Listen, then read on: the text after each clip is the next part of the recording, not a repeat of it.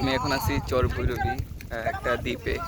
শেষ 2018-তে মেবি আসছিলাম, তখন আমি ক্লাস 10-এ পড়ি। আর এখন 24, প্রায় 6 বছর পর আসলাম আবার এখানে। এটা একটা দ্বীপ। আর এই যে এই পাশে হচ্ছে, ওই যে ওই পাশে হচ্ছে কি, আমরা ওখান থেকে আসছি, আরও দূর থেকে আসছি, যদিও এই ট্রলারে করে আসছি। এখানে বেশ কয়েকটা দ্বীপ আছে, ওই যে আরো দূরে দেখা যাচ্ছে, যেদিকে মানুষ থাকে। তবে এইটাতে, এই আমরা যেখানে আসছি এটাতে থাকে না, এটা জোয়ারের সময় ডুবে যায়। যদিও এখনো জোয়ারই চলতেছে মনে হয়, কারণ অন্যান্য সময় হচ্ছে এটা আরো অনেক বিশাল থাকে, কিন্তু এখন অনেকটাই পানিতে তলিয়ে গেছে।